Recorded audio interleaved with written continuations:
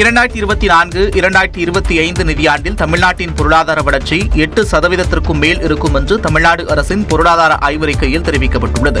2025-2026 ஆண்டிற்கான நிதிநிலை அறிக்கை தாக்கல் செய்யப்பட்டிருக்கும் நிலையில் தமிழ்நாடு அரசு முதன்முறையாக மத்திய அரசை போன்று பொருளாதார ஆய்வறிக்கையை வெளியிட்டுள்ளது. கடந்த ஜனவரி வரையிலான விவரங்கள் அடிப்படையில் அது தயாரிக்கப்பட்டுள்ளது. அதில் 2024-2025 நிதியாண்டில் தமிழ்நாட்டின் பொருளாதார வளர்ச்சி 8% அல்லது அதற்கு மேல் இருக்கும் என்று எதிர்பார்க்கப்படுவதாக கூறப்பட்டுள்ளது.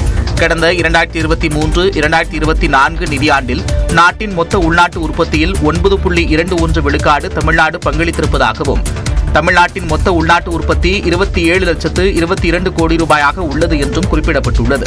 தனிநபர் வருமானத்தை பொறுத்தவரையில் தேசிய சராசரியை விட அதிகமாகவும் நாட்டிலேயே 4வது பெரிய மாநிலமாகவும் தமிழ்நாடு திகழ்வதாக கூறப்பட்டுள்ளது. 2023-2024 5.4% இருந்த சில்லறை வர்த்தக பணவீக்கம் 2024-2025 ஜனவரி வரை 4.8% குறைந்திருப்பதாகவும் தெரிவிக்கப்பட்டுள்ளது. தமிழ்நாட்டில் நெல் உற்பத்தி 32.1%இலிருந்து 34.4 விழுக்காடாக அதிகரித்துள்ளது என பொருளாதார ஆய்வறிக்கையில் குறிப்பிடப்பட்டுள்ளது. தமிழ்நாட்டின் மொத்த உள்நாட்டு உற்பத்தியில் கிழக்கு மண்டலம் குறைவாக பங்களித்திருப்பது பொருளாதார ஆய்வறிக்கையில் தெரியவந்துள்ளது. தமிழ்நாடு அரசு வெளியிடக்கூடிய பொருளாதார ஆய்வறிக்கையின்படி அதிகபட்சமாக 31.8% மக்கள் தொகை கொண்ட வடக்கு மண்டலம் 36.6 விழுக்காடு மொத்த மாநில உள்நாட்டு உற்பத்திக்கு பங்களித்திருப்பதாக கூறப்பட்டுள்ளது. அதேபோன்று 22.8 விழுக்காடு மக்கள் தொகை கொண்ட மேற்கு மண்டலம் 29.6% மொத்த மாநில உள்நாட்டு உற்பத்திக்கு பங்களித்திருப்பதாக பொருளாதார ஆய்வறிக்கையில் குறிப்பிடப்பட்டுள்ளது.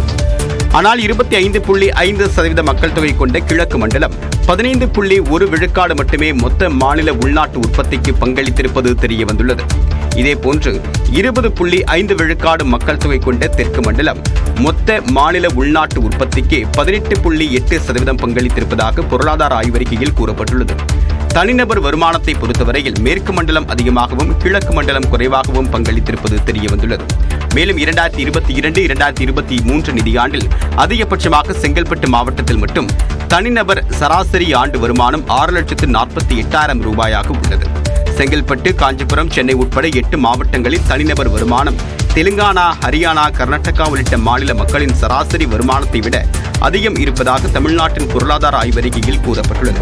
அதே சமயம் தமிழ்நாட்டில் குறைந்தபட்சமாக திருவாரூர் மாவட்டத்தில் தனிநபர் சராசரி வருமானம் ஆண்டுக்கு 1,48,000 ரூபாயாக உள்ளது என்று தமிழ்நாடு அரசு தெரிவித்துள்ளது. இருப்பினும் பீகார், சத்தீஸ்கர், மத்திய பிரதேசம், ஒடிசா, மேற்கு வங்கம் உள்ளிட்ட மாநிலங்களை விட இது அதிகம் என்று பொருளாதார ஆய்வறிக்கையில் குறிப்பிடப்பட்டுள்ளது. தமிழ் மொழி அல்ல என்பதால் தேவநாகரி குறியீட்டை பயன்படுத்தவில்லை என மாநில திட்டக்குழு செயல் துணைத் தலைவர் ஜெயரஞ்சன் தெரிவித்துள்ளார். தமிழர் கண்டுபிடிச்சது அந்த யுக்தி சிம்பிள். அதை ஏன் நீங்க விட்டுட்டு நிறைய விஷயம் பண்ணிருக்காங்க. தமிழ்நாடு அரசு நிர்ணயிக்கப்பட்ட அளவுக்கு உள்ளாகவே கடன் வாங்குவதாகவும் ஜெயரஞ்சன் தெரிவித்தார். அந்த 15th ஃபினான்ஸ் கமிஷன் என்ன சொல்லியிருக்காங்க அப்படின்னா, ஒவ்வொரு ஆண்டுலயும் தமிழ்நாடு எவ்வளவு கடன் வாங்கலாம் ஜிஎஸ்டிக்குள்ளன்னு சொல்லியிருக்காங்க. அதற்கு கீழே தான் வாங்கிட்டு இருக்கோம். இப்பொழுது நம்ம எதுக்கு எலிஜிபிள் அப்படின்னு கேட்டீங்கன்னா, நம்மளுடைய ஜிஎஸ்டிக்குள்ள 28 விழுக்காடு வரைக்கும் நம்ம கடன் வச்சுக்கோம். தொடர்ந்து நியூஸ் 18க்கு பேட்டியளித்த அவர் மக்கள் தொகை குறைவாக இருப்பதால் தமிழ்நாட்டின் தனிநபர் வருமானம் அதிகரித்திருப்பதாக குறிப்பிட்டார். கேபிட்டல் இன்கம் வளர்றதுக்கு காரணம் 2 காரணம். டினாமினேட்டர் ஒன்று இருக்கு, நியூமரேட்டர் ஒன்று இருக்கு இல்லையா? நியூமரேட்டர் என்னது? உங்களுடைய பொருளாதாரத்தினுடைய மதிப்பு. டினாமினேட்டர்னா எவ்வளோ மக்கள் தொகை. அது பெருசாகவும் இது சின்னதாகவும் இருந்ததுன்னா ஆப்வியஸாக அது பெருசாக இருக்கும். பொருளாதார ஆய்வறிக்கை எதிர்கால சிக்கல்களை எதிர்கொள்ள உதவும் எனவும் ஜெயரஞ்சன் தெரிவித்தார். தமிழ்நாடு அரசின் நிதிநிலை அறிக்கை இன்று தாக்கல் செய்யப்படும் நிலையில் பொதுமக்களின் எதிர்பார்ப்புகள் என்ன என்று தற்போது பார்க்கலாம். பல்லாண்டு வருஷமாக விவசாயிகளுடைய மிகப்பெரிய ஒரு கோரிக்கை பச்சையாறு டேம்பை விரைவில் கட்டி முடிக்கணும். அதனால் பாசன வசதி பெற்று விவசாயிகள் பயன்பெறணும் அப்படின்னு எதிர்பார்க்குறோம். இந்த பச்சை தொடரில் வரும்னு நாங்கள் இதை எதிர்பார்த்துக்கிட்டு இருக்கிறோம். இந்த சொசைட்டியில் பார்த்தீங்கன்னா நகை கடன் நாங்கள் வைக்கிறோம். அந்த நகையை பார்த்தீங்கன்னா ஒரு ஆண்டுகள் வட்டியும் முதலோட சேர்த்தியே முழுசாக கட்டினா தான் புதுப்பிக்கப்படுவாங்க அப்படின்னு சொல்கிறாங்க. வட்டியை கட்டினாலுமே நாங்கள் எங்களுக்கு புதுப்பிச்சு தரணும். எனவே சுற்றுலா வசதிகளை மேம்படுத்தணும். இன்னும் பெரியகுளம் ரோடு போக்குவரத்து நெரிசல் மிக்க பகுதியா இருக்கு. எனவே மாவட்டத்தினுடைய கட்டமைப்பு வசதிகளை மேம்படுத்துவதற்கு தமிழ்நாடு அரசு பட்ஜெட்ல தேவையான நிதியை ஒதுக்கீடு செஞ்சு அந்த பணிகளை துவக்கணும். வைகை அணை கட்டி பல ஆண்டுகள் ஆயிப்போச்சு. அப்போ வண்டல் மண் படிஞ்சு தண்ணியினுடைய கொள்ளளவில் 1/3 பகுதி வண்டல் மண் இருக்கு. அதே மாதிரி சோத்துப்பாறை, மஞ்சளாறு அணையும் பல ஆண்டுகள் ஆகிவிட்டது. தூர்வார வேண்டும், அதை தூர்வாரி கொள்ளளவை கூட்ட வேண்டும். பால் கொள்முதலை அதிகரிக்க அரசு கூடுதல் கவனம் செலுத்த வேண்டும் என்று விவசாயிகள் கேட்டுக்கொண்டனர்.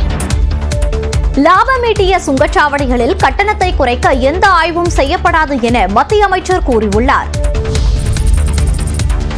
தேசிய நெடுஞ்சாலைகளில் உள்ள சுங்கச்சாவடிகளில் நிரந்தரமாக சுங்க கட்டணம் வசூலிக்கப்படும் என்றும் அவற்றின் எண்ணிக்கையை குறைக்க தேவையில்லை என்றும் மத்திய அமைச்சர் நிதின் கட்கரி தெரிவித்துள்ளார். மாநிலங்களவையில் பேசிய திமுக எம்பி வில்சன், நாடு முழுவதும் உள்ள சுங்கச்சாவடிகளில் முதலீட்டை தாண்டி லாபம் ஈட்டிய தொகையை ஆய்வு செய்ய தணிக்கை மேற்கொள்ளப்பட்டுள்ளதா என்று கேள்வி எழுப்பினார். சுங்க கட்டணத்தை குறைக்கவோ அல்லது முதலீட்டை தாண்டி லாபம் ஈட்டிய சுங்கச்சாவடிகளை மூட நடவடிக்கை எடுக்கப்பட்டுள்ளதா என்றும் வினவினார். இதற்கு பதிலளித்த மத்திய சாலை போக்குவரத்து துறை அமைச்சர் நிதின் கட்கரி, தேசிய நெடுஞ்சாலைகளில் வாகன ஓட்டிகளிடம் நிரந்தரமாக சுங்க கட்டணம் வசூலிக்கப்படும் என்று கூறினார். எனவே சுங்கச்சாவடிகளில் முதலீட்டை தாண்டி லாபம் ஈட்டிய தொகையை ஆய்வு செய்வது, சுங்கச்சாவடிகளின் எண்ணிக்கையை குறைப்பது போன்ற கேள்விகளை எழவில்லை என்றும் விளக்கமளித்தார். தனியார் பங்களிப்புடன் அமைக்கப்பட்ட சுங்கச்சாவடிகளில் சுங்க கட்டண வசூலுக்கான ஒப்பந்த காலம் முடிந்த பிறகு அரசு சார்பில் கட்டணம் வசூலிக்கப்படும் என்றும் நிதின் கட்கரி தெரிவித்துள்ளார். மேலும் தமிழ்நாட்டில் 38,350